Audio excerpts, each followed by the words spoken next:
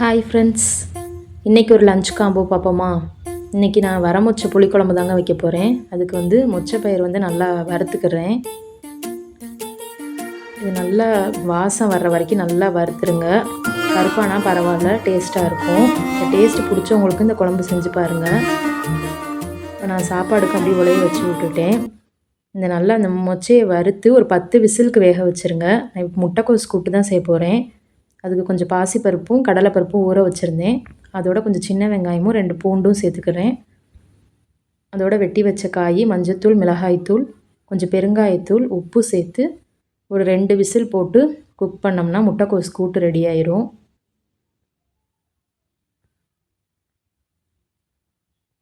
இந்த புளிக்குழம்பு வந்து இந்த தென் மாவட்டம் பக்கம்லாம் செய்வாங்கங்க. நல்லாயிருக்கும். மொச்சையை வந்து வறுத்து ஊற்றி செய்கிறது. நான் எப்பயும் போல் புளிக்குழம்புக்கு எடுக்கிற மாதிரி தேங்காய், வெங்காயம், தக்காளி அரைச்சி வச்சுக்கிறேன். இப்போ குழம்ப தாளித்து விட்டுக்கலாம். இது வந்து மீன் குழம்பு தாளிக்கிற மாதிரி தான் நாங்கள் தாளிப்போம். வெந்தயம், சின்ன வெங்காயம், கருவேப்பிலை நல்லா வதங்கினதும் வேக வச்ச மொச்சையை அதோடு சேர்த்துக்கணும். இதோட குழம்பு மிளகாய்த்தூள், உப்பு, உங்களுக்கு எந்த காய் வேணுமோ சேர்த்துக்கலாம். நான் வந்து அன்றைக்கி கத்திரிக்காய் தான் சேர்த்துருந்தேன். கத்திரிக்காய், முருங்கைக்காய் இது போட்டாலும் நல்லாயிருக்கும். கடைசியாக வேணும்னா கருவாடு கூட சேர்த்துக்கோங்க, சூப்பராக இருக்கும். இங்கே வந்து முட்டைக்கோஸ் கூட்டும் வந்து 2 விசில் வச்சு எடுத்துட்டேன். இப்போ தாளித்து விட்டுக்கலாம். கடுகு, கருவேப்பிலை, வெங்காயம், காஞ்ச மிளகாய் சேர்த்து தாளித்து விட்டுக்கிறேன். இந்த குழம்புக்கு சேர்த்த அரைப்பில் வந்து நான் 2 ஸ்பூன் வந்து சேர்த்துக்கிறேன். கடைசியாக சீரகத்தூள் கொஞ்சம் சேர்த்து கொதிக்க வச்சு இறக்க வேண்டியதுதான். இப்போ குழம்புக்கு தேவையான புளியை வந்து சேர்த்துக்கிறேன். கத்திரிக்காய் கொஞ்சம் வெந்தோடனே நான் புளி சேர்த்துக்கிறேங்க. தேங்காயும் சேர்த்துக்கிறேன்.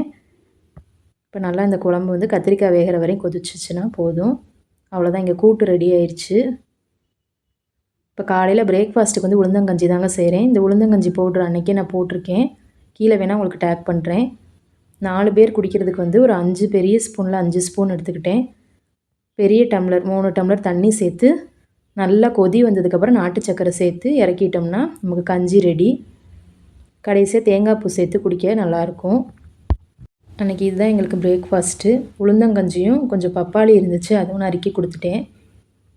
இப்போ நான் என்னென்ன சாப்பாடு செஞ்சுருக்கேன்னு பார்க்கலாமா? வரமொச்சை புளிக்குழம்பு, முட்டை சேர்த்து வச்சுருக்கேன், சுட சுட சோறு, முட்டைக்கோஸ் கூட்டு. இதுதாங்க லஞ்சுக்கு அன்றைக்கி பிள்ளைங்களுக்கு கொடுத்து விட்டேன். பை ஃப்ரெண்ட்ஸ், இன்னொரு வீடியோவில் பார்க்கலாம்.